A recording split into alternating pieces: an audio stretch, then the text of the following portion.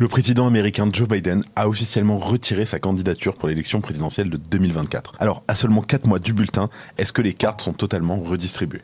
On en parle dans un instant. Le Crypto Daily. Mon nom est Benjamin Cohen. Et vous êtes bien sur le Crypto Daily. Le podcast qui traite de l'actualité crypto, NFT et métaverse. Dans vos oreilles, chaque jour, du lundi au vendredi. Salut, c'est Benjamin du Crypto Daily, j'espère que vous allez bien et que vous avez passé un très bon week-end. Et c'est donc notre actualité principale aujourd'hui. On parlera ensuite de la perte de vitesse des protocoles de restaking avant d'évoquer le regain d'intérêt pour Tornado Cash. Mais avant tout ça, et comme d'habitude, le coin du marché. Here comes the money. Here we go. Donc on commence la semaine avec un marché relativement optimiste. On a un Bitcoin qui gagne 1% sur les dernières 24 heures et qui se situe à un prix de 67 340 $, avec notamment une clôture hebdo au-dessus des 67 000 $. On a un Ethereum qui baisse très légèrement de 0,23% pour un prix de 3 480 $. Le BNB augmente de 0,3%, tandis que le Sol, lui, augmente de 4%. Le XRP ne bouge pas avec une hausse de 0,07%. Le Doge, lui, par contre, monte avec une hausse de 5,3%. Le Ton chute de 2,3%. Et enfin, l'ADAN en 10e position augmente avec un tout petit 0,4%. Allez, let's go, on passe aux news. Et la première news du jour, Biden abandonne. Est-ce que c'est un nouveau souffle pour l'industrie crypto? Alors, le président américain Joe Biden a mis fin à sa campagne pour un second mandat. Il a annoncé la nouvelle durant le week-end et sans surprise, les mêmes coins affiliés à sa campagne ont chuté très rapidement après l'annonce. Cette décision, elle a aussi diminué légèrement les chances du candidat républicain et ancien président Donald Trump sur le marché des prédictions de Polymarket. Et selon d'ailleurs un autre contrat de Polymarket, c'est la vice-présidente Kamala Harris qui est désormais la principale candidature à l'investiture du Parti démocrate dans la course de 2024. D'ailleurs, Joe Biden a fait un clin d'œil à sa numéro 2 dans sa lettre de départ. Et il a aussi annoncé son soutien à sa candidature dans un second tweet peu après l'annonce de la fin de sa campagne. Je cite « Aujourd'hui, je veux offrir mon soutien total à Kamala pour qu'elle soit la candidate de notre parti cette année. Démocrate, il est temps de se rassembler et de battre Trump. Faisons-le. » Alors, pour rappel, le départ de Joe Biden est intervenu après des semaines d'opposition au sein de son propre parti, à la suite d'une performance désastreuse lors du débat en juin. D'ailleurs, le prix du meme coin Boden, donc un meme coin se moquant du président, a chuté de près de 50%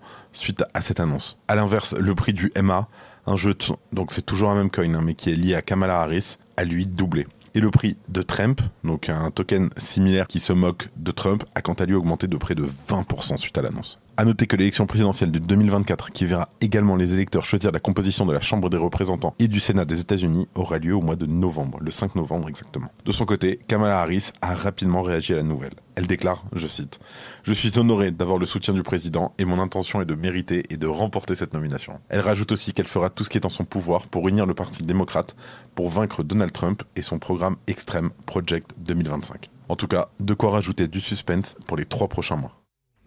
Si tu aimes le Daily, une note et un commentaire nous aident énormément. Aussi, si tu ne veux rien rater de l'actualité, abonne-toi.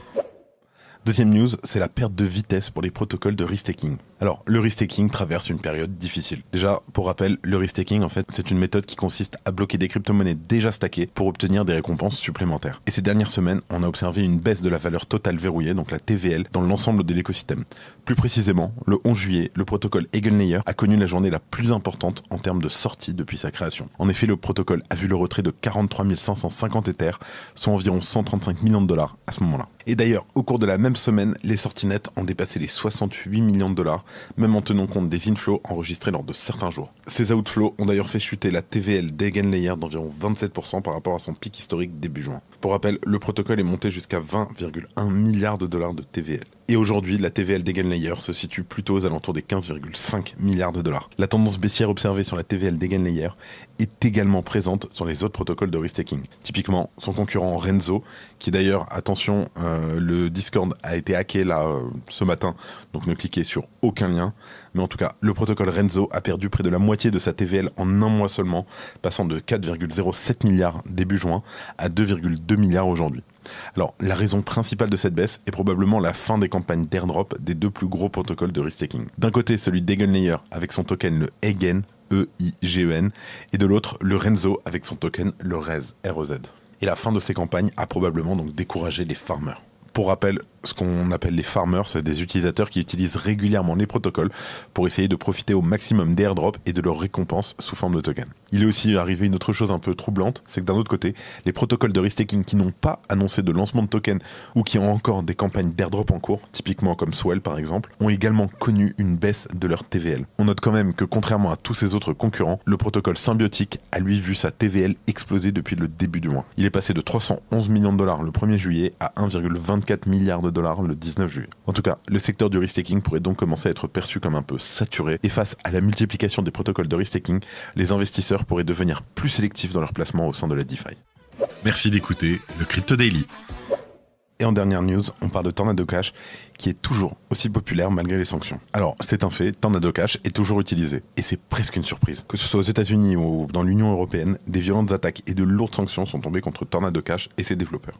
Et pourtant, il y a bien eu un regain dans son usage depuis le début de 2024. Et quand on regarde les données on-chain, l'utilisation de ce logiciel open source se porte plutôt bien ces derniers temps. Selon les données du site Flipside Crypto, Tornado Cash a reçu environ 1,9 milliard de dollars depuis le début de l'année 2024. Pour info, c'est plus en 6 mois et demi que lors de toute l'année 2023. Et même si on reste encore loin des volumes moyens enregistrés avant les sanctions de l'OFAC, le regain d'intérêt est sensible pour le mixeur. Et qu'on se le dise, c'était loin d'être gagné. Rappelez-vous, après le placement de Tornado Cash sur la liste noire des sanctions de l'OFAC, le protocole a été la cible de nombreuses mesures prises à son encontre. On peut notamment parler des décisions prises par les émetteurs de stablecoin, des sociétés comme Tether et Circle. Ces dernières ont tout simplement gelé les USDT et les USDC qui transitaient sur Tornado Cash. Et maintenant que les transactions liées au logiciel d'anonymisation sont placées sous haute surveillance, c'est une nouvelle crypto qui a pris le pouvoir sur le protocole. Vous l'avez compris, c'est l'Ether, l'ETH. On retrouve ensuite de petites quantités du stablecoin DAI qui, de par sa nature décentralisée, est beaucoup plus difficile à geler. En tout cas, les États-Unis et l'Union européenne sont à la pointe concernant la fin totale de l'anonymat pour la bonne cause. Et tant pis si cela supprime le droit à toute vie privée. Mais malheureusement, ce que beaucoup d'États ne comprennent toujours pas, c'est qu'à moins d'instaurer des dictatures liberticides sur l'intégralité de la planète, il y aura toujours des utilisateurs de Tornado Cash. Allez, je vous laisse avec Thomas pour les news en bref, et je vous retrouve juste après. Merci Benjamin et bonjour à tous. Et on commence par le CEO de Messari qui démissionne suite à des publications controversées. Ryan Selkis a démissionné de son poste de PDG de Messari suite à une controverse publique sur ses appels à la guerre civile et ses remarques politiques sur les immigrants aux États-Unis. Et on enchaîne avec l'armée américaine qui développe l'utilisation de la blockchain. Les États-Unis intensifient leur utilisation de la blockchain dans le domaine militaire pour sécuriser les communications et les données sensibles. Constellation Network a lancé la blockchain en partenariat avec l'armée américaine.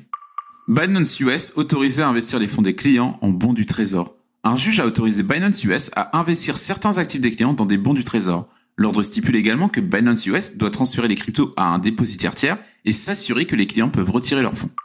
La banque JP Morgan peu optimiste sur le rebond en cours. Les analystes de la banque affirment que le rebond des prix des cryptos sera probablement temporaire. Ils notent que le Bitcoin est surévalué par rapport à son coût de production de 43 000 $. Et on termine par Telegram qui va proposer un store pour les mini-apps. Le CEO de Telegram a annoncé de nouvelles initiatives liées à la blockchain pour l'application de messagerie. Telegram lancera une mini-boutique d'applications et un navigateur intégré avec support pour les pages Web3. Et voilà, c'est la fin de ce résumé de l'actualité du jour.